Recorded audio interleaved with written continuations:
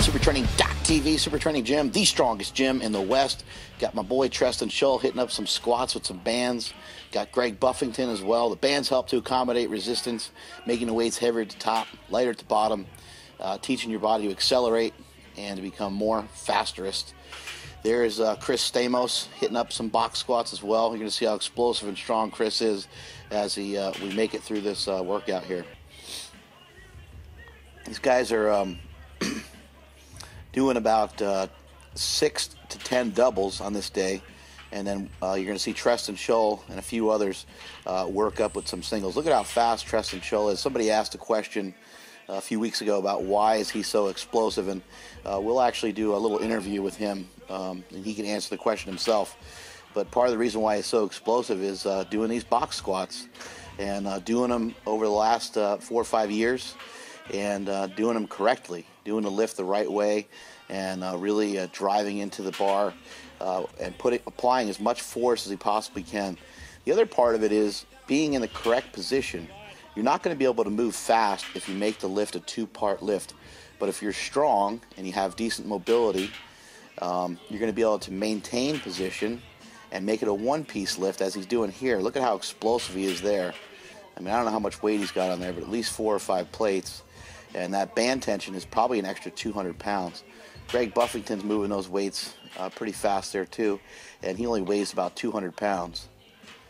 You see Treston, nearly everything's perfect, the way he sits back, the way his head positioning is. And he's over the years, he's built up some tremendous power and explosiveness through his hips. So why is he so explosive? The reason is mainly due to box squats and repeated efforts, at the same on a box squat week in and week out, 52 weeks out of the year, hitting up a box squat every single Saturday, and doing so with bands, doing so with chains, doing so with various forms of accommodating resistance, and sometimes even with the straight weight as well. You can see here we're squatting with some chains over here. That also is accommodating resistance. Weights are heavier at the top and lighter at the bottom. You can see we're using the easy straps. I'll talk more about those in just a second. But here's Treston going again. And you can see again how effortless it is. The form is there. I'm starting to make him hold his weights at the top a little bit more, just so he can really lock those squats in. Sometimes he has trouble locking his squats out when the weights get real heavy. That's my chubby little self going there, working on trying to get lower, working on trying to get depth. And something I've done over the last several weeks was to make the weights lighter at the bottom on purpose by utilizing reverse band and by utilizing chains and trying to work on having better positioning from the bottom. And there's Chris Stamos cranking out a good one. And here comes Schull. Another good strong squat by him. Now it's back to myself, my favorite subject.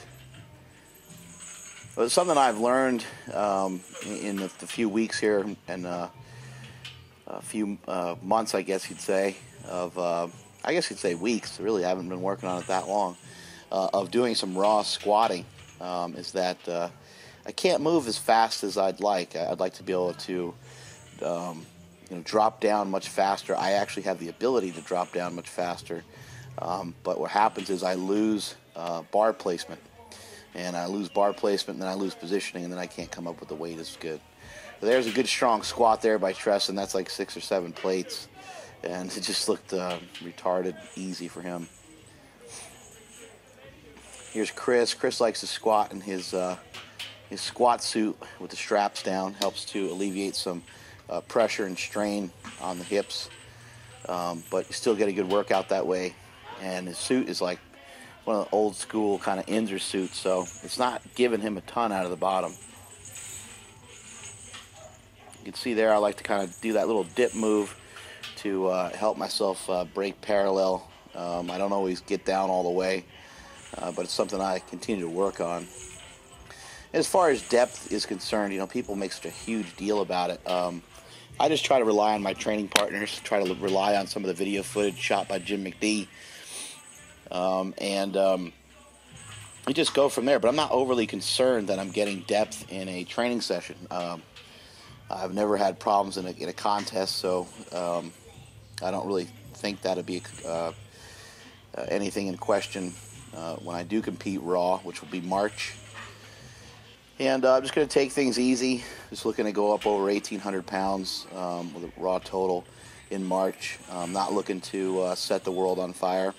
Just going to take some small steps towards having a raw total, first of all, and then secondly, improving upon that the next time I hit the platform. So I'm going to do the meet in December, and going to probably do a deadlift and probably a bench press.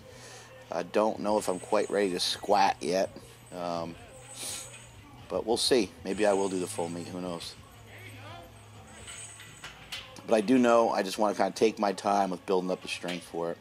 Here's Ryan Cove going. Ryan always has tremendous mobility through the hips, and you can see here he's able to really drive those knees out real hard and keep a good upright position. You can see I got some wraps on my knees there. Also got some wraps on my elbows. I kind of mummified. This is my own version of raws, to just wrap everything up as tight and cheat as badly and as much as possible. Here comes Chris again. This is just a typical Saturday at super training. A lot of work gets done on this day. A lot of guys end up doing a lot of really high volume of squatting. Some weeks we like to really get a lot of volume in, and other weeks we like to keep the intensity higher and have less amount of volume.